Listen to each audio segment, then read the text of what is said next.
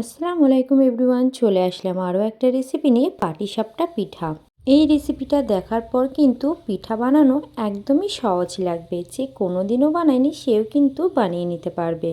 পিঠাটা এতটাই নরম যে হাতে নেওয়ার সঙ্গে সঙ্গেই কতটা ভেঙে চলে আসছে, আর থাকবে ভিতরে ক্রিমি ক্রিমি একটা টেক্সচার। তো চলো রেসিপিটা দেখে নাও।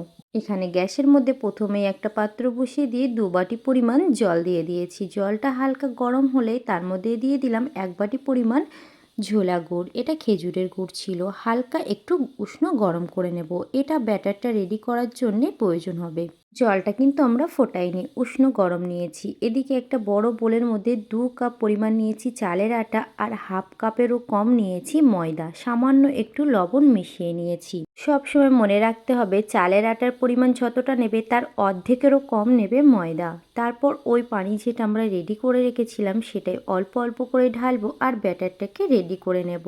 একেবারে প্রথমেই ঢেলে দেওয়া যাবে না, বারে বারে সেটাকে ঢালতে হবে। না গাঢ় না পাতলা, তোমাদেরকে দেখিয়ে দিচ্ছি ঠিক এমন একটা ঘনত্বে ব্যাটারটা রেডি করে নিতে হবে। একটা ঢাকনা চাপা দিয়ে এটাকে আমি কিছুক্ষণের জন্য রেস্টে রেখে দেবো, ওই 10-15 মিনিট মতো। তার মধ্যেই চল আমরা স্টাফিংটা রেডি করে নিই। এদিকে কড়াইতে আমি 2 চামচ পরিমাণ ঘি দিয়েছি। তার মধ্যে ফাটানো এলাচ দিলাম 4টে।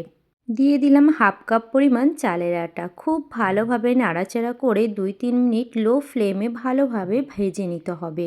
এ থেকে উষ্ণ গরম দুধ জাল করা ছিল সেটাই আমি এর মধ্যে অ্যাড করব, 1 লিটার পরিমাণ। সেটাকে অ্যাড করার পর খুব ভালোভাবে হাত চালিয়ে মিশিয়ে নিতে হবে। অবশ্যই গ্যাসের ফ্লেমটা লোতে রাখতে হবে। তারপর অ্যাড করব 1 কাপ পরিমাণ আমুল দুধ।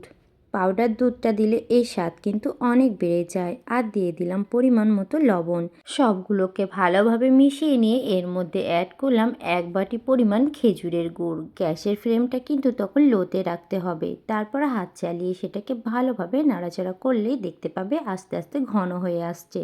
সবশেষে 1 চামচ ঘি দিয়ে এটাকে একটি স্টিলের পাত্রে নামিয়ে রাখবো ঠান্ডা হবার জন্যে। এদিকে একটা ফ্রাইং প্যান বসিয়ে দিয়েছি গ্যাসের উপর। দিয়ে দিলাম অল্প একটু সাদা তেল, ভালোভাবে ব্রাশ করে নিয়েছি। তারপর 1 হাতা পরিমাণ ব্যাটারটা দিয়ে ঠিক এইভাবে ঘুরিয়ে নিয়ে কিছুক্ষণ অপেক্ষা করলে ধার বরাবর কিন্তু ছেড়ে আসবে। যখন ধারটা ছেড়ে আসবে তখন মনে করতে হবে যে তলার পিঠটা কিন্তু রেডি হয়ে গেছে। উপর থেকে ক্রিমটা এইভাবে দিয়ে তারপর উল্টিয়ে উল্টিয়ে ভাঁজ করে নিলেই কিন্তু পিঠে রেডি।